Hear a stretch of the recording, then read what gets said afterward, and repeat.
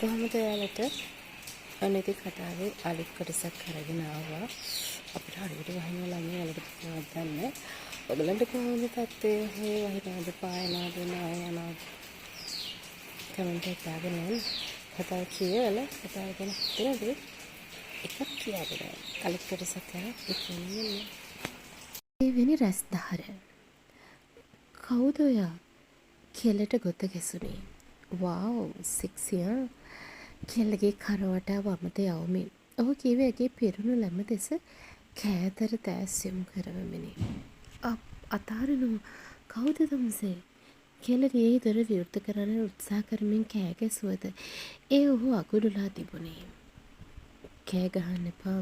කොච්චර කෑ ගැහුවත් එළියට ඇහෙන්නේ. මාත් අසෙම කෑ ගහද්දි වාව් අම්මෝ ප්‍රශ්බඩුවක් වගේ. ඇගේ කෙළ දෙසින් තද කර මුහුණට නැඹුරු වෙමින් කම්මුලක් සපමින් ඔහු මිමිනුවේ කෙළ පිළිකුරෙන් දඟලද්දී. තව දඟලපන් කියමින් ඇගේ කම්මුල කන්පෙත්තක් සපමින් සිපගත් ඔහු කෙළ හඬද්දී දෙතල අල්ලාගත්තේ නිදහස් සුරත ඇගේ බ්ලවුසේ උඩින් ලැම පුරා තද වෙද්දී. කෙළ කෙතරම් දැඟලුවත් වියරුවෙන් ඇය සිපගත් ඔහුගේ සුරතට සිරවී ලය ඇතුම් කෑවේ සහස්‍රාට ශ්‍යාල සිහිපත් වන විටේ. මේ මොහොතේ සුපුන්ගේ මෝටර් රථයෙන් එතන පසුකර යමින් සිටි කොල්ලා දුටුවේ පසෙක නවතා ඇති මෝටර් රථයක් තුල විදුලි පහන් නිවා දමා සිප වැළඳ ගන්නා යුවලකි. ඒ යුවතිය දුටු ඔහුට එක්වරම සිහිවූ සහස්‍රාවය. ඇය නිවසට ගිය බවට කෙටි පණිවිඩයක් ලැබුණු බව සිහිපත් වූ ඔහුට සැනසුමක් දැනුනි. බලපංකෝ මං අර කායකේ උන් දෙන්න මෙතන ළමෙක් හදයි වගේ. යකෝ අර ගිස් කරනවා අර කිය කනවද භවයේ සිනාසුනේ මෝටර් රථය නිසා මාර්ගයේ තරමක් ඇහිරි තිබූ බැවින් එතනින් ඔවුන්ගේ රිය මදක් වේගය අඩු කර ගන්නා විටය. ශෑල්ට කෙල්ලගේ දැනුනේ හුරු පුරුදු බවකි. පසුවුණු වාහනේ දෙස ඔහු හැරී බැලුවේ සිතට අමුත්තක් දැනෙතිය. තුගේ බිල්ල කැඩෙයියකෝ මල ප්‍රේතය වගේ හුම් බලන්න එපා. කෙල්ල ගෙදරම ඉන්න එකේ ගිහින් ඇති තරම් කිස් කරපො. භවිෂ් කීපේ සුපුන් මහහනින් සිනාසෙන විටය. තනේ ඵලයන් කොල්ලට දැනුනේ ලැජ්ජාවකි. මිනිත්තු 5ක් පමණ හසිත කෙල්ලගේ සිරුර පුරා අත්ඇඟිලි යවමින් වියරුවෙන් ඇයව සිපගත්තේය.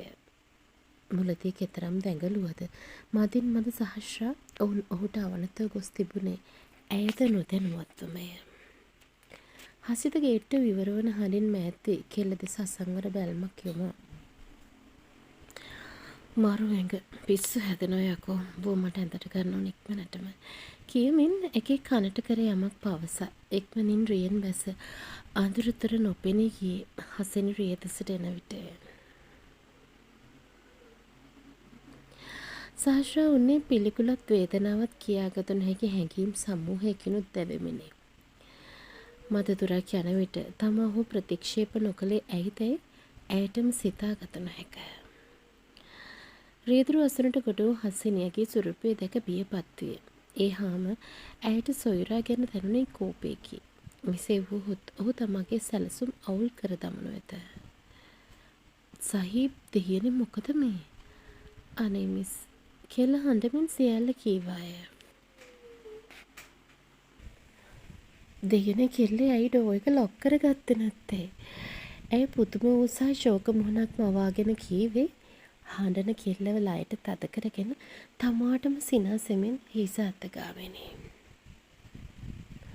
දැන් අඬන්න එපා. වෙලාවට මං ආවේ. කරදරයක් වුණේ නැහැනේ දෙයියන්ගේ පිටේ. අපි යමු. දැන් 7:00යි. කොමේකේ මූණ හොදගෙන කොණ්ඩේ ඇඳපය හදාගන්නකෝ. අඬන්න එපා දැන්. ඔහොම මෙහෙම දැක්කොත් චියාල් මව මරයි. කිව් ඇය වතුර බෝතලයක් ඇය අත තැබීය. කෙල්ල මුහුණ සෝදා ඇඳුම සකස් කළේ දෙතොල් පුපුරු ගසමින් රුදුම් දෙද්දීය. කඳුළු පිසදාගත් ඇය බියපත් වූයේ ඉදිමේ ඇති දෙතොල හා සීරුම් පාරක් ඇති කම්මල කණ්ණාඩියෙන් දැකීමෙනි. ලිප්ස් ඉදිමිලා නේද? මේකෙන් ටිකක් ගා ගන්න. ගෙදර අයට කියන්න වස්සකින් පහිතේ වැටුණා කියලා. නැත්තම් බලයි ඇයි කියලා. නැත්තනම් කියන්න එපා අර නපුරෝ යවක් මොරලා මාත් මරයි. අපි දෙන්නම් මේක රහසක් විදිහට තියාගමු. ඇය කියද්දී කෙළ හිස වැනුවාය. ඇය තුන් යම් බෙහෙත ආලේප කරද්දී හසිනිරේ පණ ගන්නවා ගත්තාය. නිවසට පැමිණි ෂයාල් කෙල්ල සොයා ගිය රැකියාව කෙසේදැයි විමසීමටය.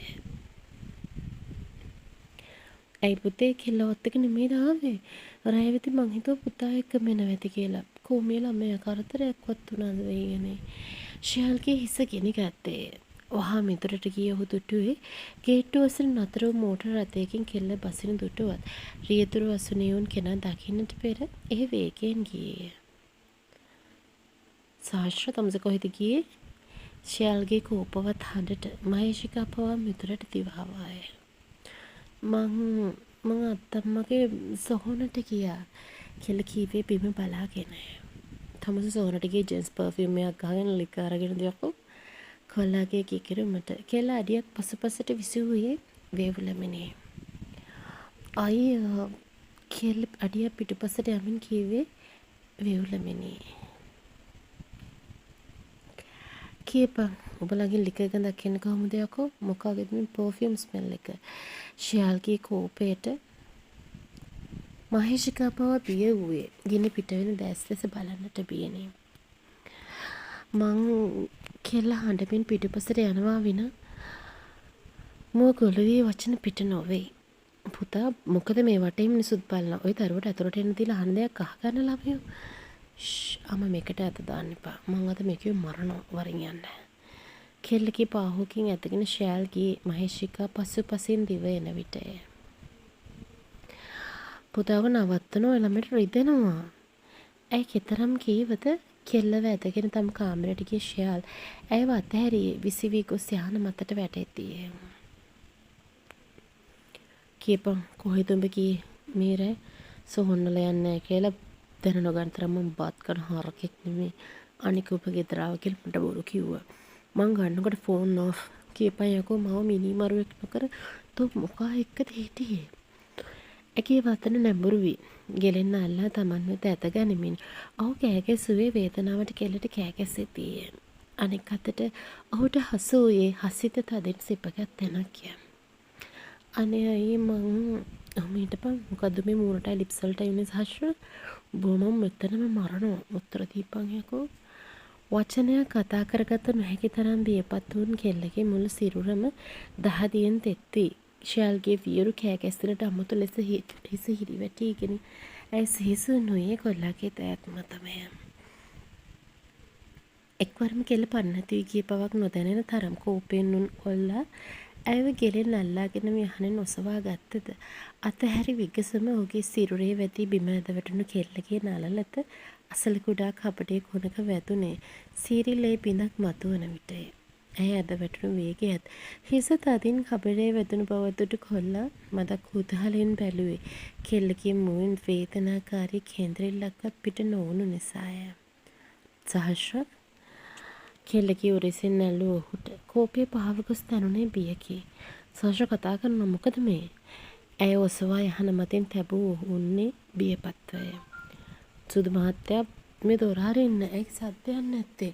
දොර අරිනවා පුතා. ඔය ළමයා කන්න හදන්නේ නැතුව.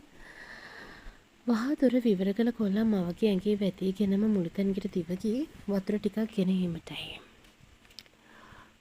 අනේ පුතේ මොකද්ද මිනිස්සු උඹ මේ කෙල්ලට කළේ? මහේෂිකා කෑගැසුවේ බියපත්වය. ඉන්නම මම මොනවත් කළේ නැහැ. නෑ උඹ මේ කෙල්ලට ගැහුවද මිනිහා? මහේෂිකා ඇසුවේ ගෙලේ වූ ඇඟිලි පහරත් ඉදිමී ඇති තෙතලත් දෙස බලා ෂයාල් කෙල්ලට පහර දී ඇති බව සිතමිනි. ගහනවා නෙමෙයි මරනවා. ඒත් ගහන්න කලින් මේකට සිහි නැති වුණා. සහස්‍ර නැගිටිනවා.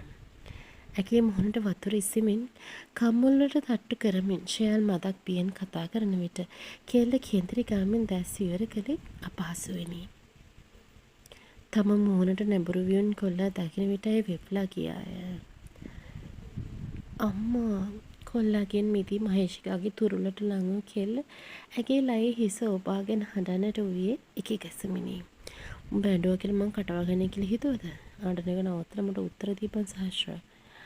පුතා ප්‍රශ්න විසඳන ක්‍රමයක් තියෙනවා. දැන් ඔය ළමයා බය නොකර හෙමින් අහනවා මොකක් හරි කරදරයක් වුණාද දන්නේ උපේන්ද්‍ර කීවේ කොල්ලාගේ කේන්තිය දැකය. ඒ අසු ෂයාල්ගේ මුහුණට නැගුණේ කුතුහලයකි. හරි මං කෑ ගහන්නේ. නංගි කියනවා නැගිටලා මොකද උනේ කියලා. තමුන්නද කොහෙද ගියේ? මොකක් හරි කරදරයක් වුණාද? ඔහු ඇසුවේ පාලනය කරගත් හඬකින්. කෙල්ලෙකි බිඳිනු විනා වදනක් පවසන්නේ නැති තැන ඔහුගේ කෝපය නැවතත් උත්සන්න විය. මෙච්චර හොඳින් අහලත් උඹට උත්තර දෙන්න බැරිද? හරි. මං හොයාගන්නම් උඹට මොකද උනේ කියලා. ඒක දැනගත්ත ගමන් උඹ රෙදි ටිකක් ලෑස්ති කරගෙන මෙහින් යන්න. මට පේන්න බෑ බොරුව කරන උන්. උඹට කට අරින්නනේ බැරි බලපන්. බාපු කාර් එක හසිනගේ කියලා මං දන්නවා. ඒකේ හිටියේ ඒකද නැත්නම් වෙන එකෙක්ද කියලා මං දැනගන්නම්. මතක තියාගන්න ඔබ ගැන තිබ්බ විශ්වාසය නැති වුණා කියලා. සුදු මහත්තයා මේ ළමයා ඉන්නේ බය වෙලා. ඇති අම්මා මේකේ බය මටද? රෑ 8ට එක එක කාරලෙන් මේකට බය නැන්ද? යාළුන් දවස් ඉඳන් පරිස්සම් කරපු මටද මේකේ බය වෙන්නේ? අහන්න මේකේ මූණට මොකක්ද දුන්නේ කියලා. මේකේ ළඟින ස්මෙල් එක අම්මට දැනෙන්නේ නැද්ද? තව දෙයක් උනා මේකේ මෙහෙම කට වහගෙන ඉඳි මට කලකිරුණා. කේමින් කෝපයෙන් යතුරු පැදියට නැගී පිටව ගියේ තිදෙනාම බියපත් වුණු විට. හමු එමු නැවතත්. මට බනින්න පපාලා කොනකට වෙලා හිතින් විතර බනින්න කමෙන්ට් වලින් බනින්න හිම එපා. එහෙම කළොත් සාෂා හසිතට වන්දලා දෙනවනේ. කතාව ගැන අදහස් කියමු ළමයි. ටිකක් දීර්ඝ කොටසක් අරගෙන ආවා. ඉතින් මේක වෙනස්ම කතාවක්. වෙනස්ම කියන්නේ ඉදිරියට තියෙන ගොඩක් වෙනස් කතාවක්. කතාව පටන් ගන්න තව කොටස් කීපයක් කියාට ගියා. පස්සේ මගේ බොහෝ කතායි වගේන් පටන් ගන්න. ඉතින් මුල් ටිකේ තියෙන කතාව සම්පූර්ණයෙන්ම අනිත් පැත්ත ගැහෙනවා. ඒ කොහොමද කියලා ඉදිරි කොටස්වලදී ඔයාලට හිතා ගන්න පුළුවන් වෙයි. සාමාන්‍යයෙන් කොටස් 90ක් වගේ මට මතක හිටින මේ කතාවේ තිබුණා. ඒ නිසා දැන් මේ ඉවර වෙන්නේ නැහැ. කලබල වෙන්න එපා. කතාව වෙනස්. ටිකක් ඉදිරියට කියවගෙන යද්දී ඒක තේරෙන්න ගනි. එතකන් දැනට හිතන දේ කමෙන්ට් සෙක්ෂන් එකට දාගෙන යන්න. ලයික් එක දාලා channel එක subscribe කරන්නත් අමතක කරන්න එපා.